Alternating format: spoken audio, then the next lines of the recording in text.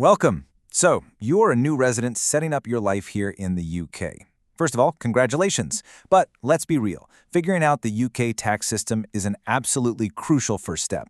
Today, we're going to walk through a simple, straightforward guide to decode those official gov.uk rules on income tax. We're going to demystify exactly how your contributions work so you can feel completely confident about your tax obligations. Okay, let's dive straight into this. Here's our roadmap for today. We'll start with a welcome to UK taxes, then look at your tax-free allowances, explore the taxable income bucket, and contrast that with the tax-free income bucket. After that, we'll cover side hustles and apps, and finally, we'll wrap up with a quick income tax knowledge check. Right, let's kick things off with Section 1, Welcome to UK Taxes, where we'll cover the absolute basics. At its core, income tax is literally just a tax you pay on your earnings to help fund our public services. Usually, this comes straight out of your wages through the PAYE system, or if you're self-employed, you'll pay it via self-assessment tax return. But here's the absolute game changer right in the official definition. You do not have to pay tax on all types of income. Yes, you heard that right. Not every single pound you earn gets taxed. The whole system is basically designed to figure out which earnings need a contribution and which ones you get to keep entirely for yourself. Which brings us perfectly to Section 2, your tax-free allowances. Think of these as the financial shields for your money. So, the crucial point is understanding how these financial shields actually work to protect your cash. You've basically got two main ones. First up, the personal allowance. This is your broad, general shield that most UK residents get. It's basically a flat amount of money you can earn before the government even thinks about asking for income tax. Then you have the trading allowance. Now this one is much more specific. It strictly protects the first £1,000 of income you make specifically from self-employment. So while they operate a bit differently, both act as invisible force fields protecting your hard-earned money. Now, beyond those standard allowances, the tax system also has something called tax reliefs. If allowances are your initial shield that stop tax from hitting you in the first place, tax reliefs are like an extra powerful layer of armor.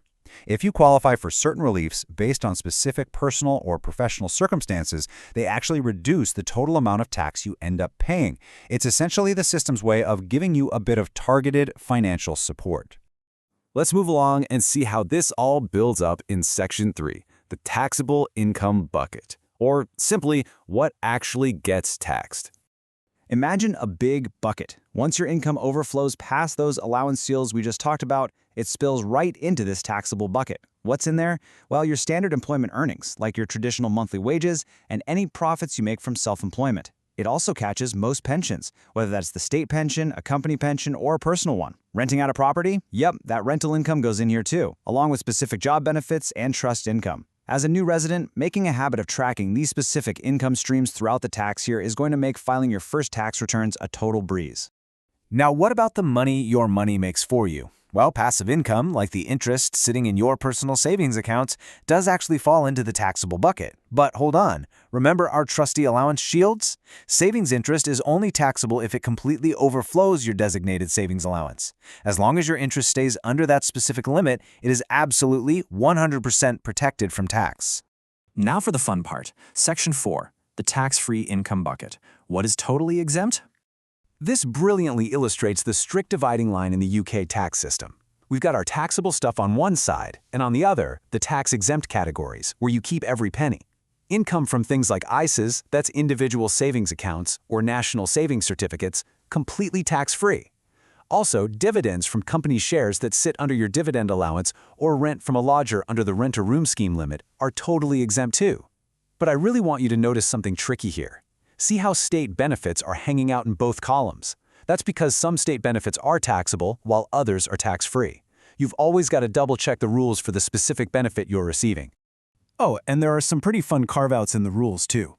The official gov.uk guidance literally states that premium bond or national lottery wins are tax-free. Seriously, if you're incredibly lucky and hit the lottery jackpot or your premium bonds come up, the taxman won't touch a penny of those winnings. It's a very specific and definitely welcome little exemption in the code. Okay, moving on to something super relevant for a lot of us today. Section 5, Side Hustles and Apps, Navigating the Modern Digital Economy. £1,000. I really want that number to stick in your head. This represents the exact limit of that trading allowance we mentioned earlier. Basically, the very first £1,000 you earn from self-employment is completely tax-free. And guess what? There's a parallel allowance for property too. The first £1,000 of income you get from renting out property is also tax-free, assuming you aren't already using the rent-a-room scheme. It's a brilliant way the system accommodates those very small, casual side incomes. But here is where compliance becomes absolutely critical. We're talking about the modern gig economy. Selling services through apps, flipping items on auction websites, or renting out a spare room on a short-term rental app. The official guidance doesn't pull any punches here. Even if you only do these things occasionally, it is completely on you to check if you need to tell HMRC, that's Her Majesty's Revenue and Customs, about this income. Never assume that just because it happens on a digital app, it's somehow invisible to the tax authorities. All right, let's see how much you've absorbed. Section 6, Income Tax Knowledge Check. Time to test what we've learned. Now, what's really interesting about these rules is how they apply to real life. Let's imagine a super relatable scenario. You spend the weekend clearing out your garage. If you occasionally sell a few of those old items on an auction app, does that mean that money is automatically taxed? Think back to those digital shields we just discussed. The answer is not necessarily. Remember that magic number? The first £1,000 of that casual side hustle income is entirely covered by your trading allowance. As long as your weekend clear-out sales stay under that £1,000 threshold, you are completely shielded from paying tax on it. If you got that right, brilliant job. Okay, let's try another one. Are all state benefits completely tax-free? Think back to that side-by-side comparison chart we looked at earlier. If you said no, you hit the nail on the head. This is a massively important distinction. Some state benefits are absolutely taxable, while others are entirely tax-free. It literally just depends on the specific type of government support you're getting, so you always have to check the rules for your unique situation. Which brings us to our final and probably most important question for you to ponder. Do you currently have occasional digital side hustle income, and do you need to be telling HMRC about it today? Knowing what you know now about the taxable and tax-free buckets, it's the perfect time to take a hard look at your finances and see if you've crossed that £1,000 trading allowance threshold. For a full checklist, a step-by-step guide to filing your first returns, and a list of official support websites, always make sure to head straight over to gov.uk. Thanks so much for joining us for this explainer, and good luck navigating your new tax journey.